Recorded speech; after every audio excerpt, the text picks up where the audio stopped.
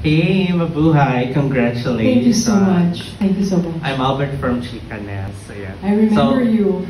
I was so excited nung yung itong event kasi parang part ka talaga nung high school life ko through Villa Quintana. Parang I was telling Tito Junardo earlier, ba't ganon yung mga artista dati, pag umarte sila, may signature na talaga. So parang kahit nakatalikod ako, alam ko si Timmy Cruz yung umaarte. Wow, with the bosses and all, ganyan. Thank you so much. Wow. Pero like, sabi niyo mga po, kahit konting throwback lang, parang wala kang link in show business and all, ganyan. And then, hindi ka naman talaga yung parang trained singer and all. And as an actress as well. Yes, I wasn't trained at all.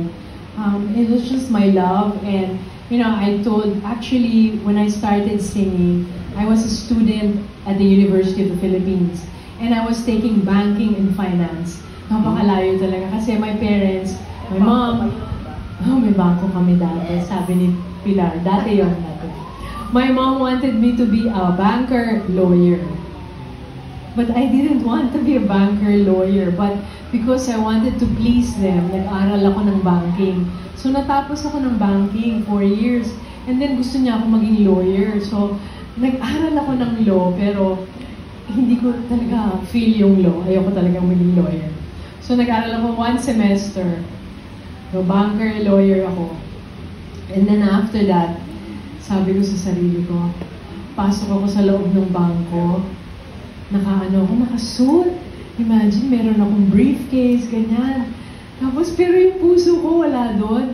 Tingin ako sa mirror, sabi ko, sarili ko lang, ayoko talaga dito. Sana one day, makaalis ako dito. Parang ganun yung lagi kong iniisip. So as I said, if you dream it, if you believe it, if it's meant for you, it's gonna happen. So that's what happened. Going back to your question, which I already forgot. What is your question? Wala pa po. Larat lang. Wala pa. Pero ang ganda kasi nung kwento, di ba? Wala pang question. At least the history. Pero yung kwento ko po, yung kwento ko tuloy, yung question ko, Miss Timmy, is like, based sa naging experience nyo sa pag-aartista at pagiging singer, yes, why do you think it is worthwhile to come back? Why is it worthwhile? It is worthwhile because our industry is made up of beautiful people, and I want to be with beautiful people. Diba? Not just beautiful people physically, but beautiful people, you know, from within. Beautiful people are supposed to be with beautiful people, right? Diba? And then people that are not so beautiful will become beautiful if they see the beautiful people. So that's why I want to be in showbiz, because I think that I'm one of the beautiful people. Diba? Ganun yun eh. Beautiful not just outside, inside. So, I must say, yung look mo pala ngayon, parang Meryl Streep, naalala ko lang bigla. Nung lumapit ka, very Meryl Streep pala. Thank you, Meryl Streep. Wow. At last na lang, ang last ko is, like,